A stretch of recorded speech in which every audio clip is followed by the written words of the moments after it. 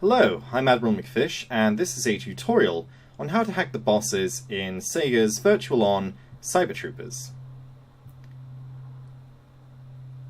This was a request for the user Scarfaceone, and hopefully you'll notice that my voice is in much higher quality compared to most other videos. This is the very first video that I'm doing on this channel with a brand new microphone, which I've just recently received.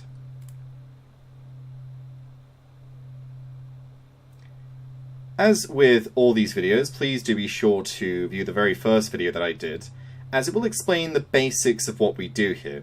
It's rather complicated and difficult to understand if you haven't seen that video, so I do recommend you watch it if you're interested in doing this. As with all of these videos, you'll need the same things that you always do. You need the program you want to hack open and running. You need a cheating program such as ArtMoney or Cheat Engine. I use ArtMoney, there's not really a whole lot of difference, I just find ArtMoney a bit more streamlined. And in some cases you'll need a Word document open with the list of character values that you will be using for this game.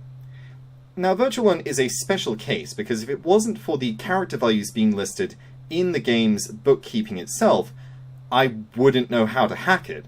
In fact, that's the reason that I haven't covered Oratorio Tangram at this point in time, because I just can't work out the character order. Without that, you cannot play as these unplayable characters. It's just not possible otherwise.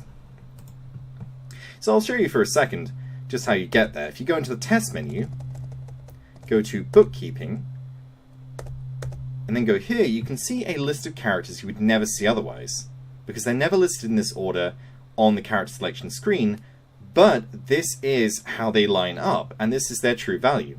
Now I've taken down just a few values here, because you'll need a few when it comes to hacking in the first place. As you can see at the end is Jaguarandi and Z-gradt, the two otherwise unplayable characters, and I've just taken down some of the playable characters and their values in order to be able to hack them.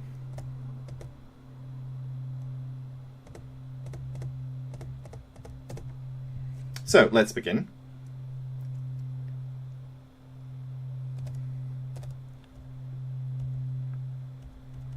Let's go with Viper 2 for a second, if I can even select him. There we go.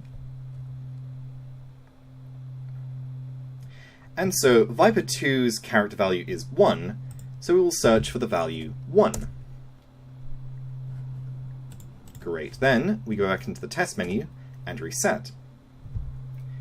It's just the easiest way of getting back to the menu. Next we'll go for Belgdor, however you say that. Go into a match. Make sure you're in a match first. It can be difficult to search for a value otherwise. And after you've searched for the initial character, you always filter from then on. Otherwise you'll just be searching for random values each time. This just helps to narrow it down instead. So we'll filter for Belgdor there. Go back into the test menu and then go back into the game.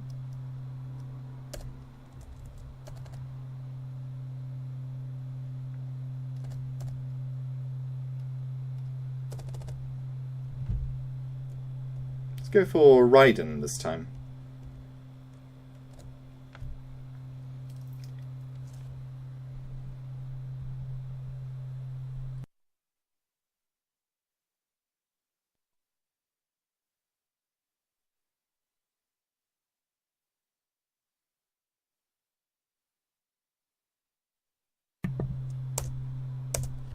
So we filtered for 3 there for Raiden. So you just always search for an initial value, then filter for the subsequent values associated with those characters. Next we'll go to Dorkas, and then filter for 4 because that is his character value.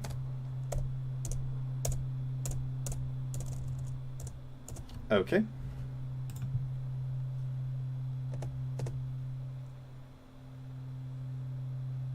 Then we'll go back to Viper, just to narrow it down a bit more.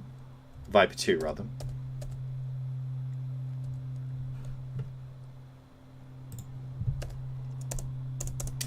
Okay, we got a lot of values there. And this has happened a few times before with certain games. So what this means essentially is, when you have this many values, you will just have to start going down the list and checking out which one works every time.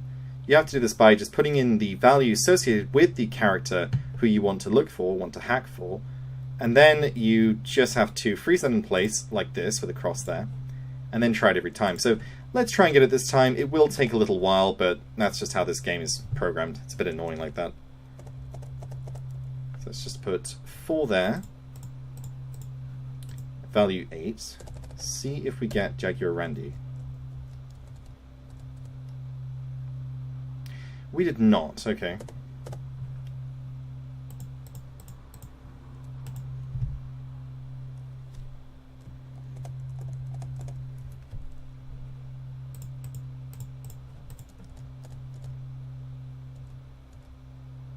Ah, there we go. So one of those is Z-grad's character value, but I don't know which, unfortunately. That is just the way it works for some games. Street Fighter EX2 is the exact same way, and it's very, very confusing. But sometimes that's just how you have to do it. And that is pretty much it must be said. I mean, that's how easy it is to do it, but of course it's only easy if you know the value itself. Let's just do this to prove that, yep, there we go, there's Jaguarandi. And that's it, essentially. It's as simple as that, but of course you have to have the knowledge in the first place to even be able to do it. I hope this helps out Scarfaceone with his hacking, what he wanted to do. And I hope it helps out anybody else who wants to try this themselves. As always, thank you very much for watching.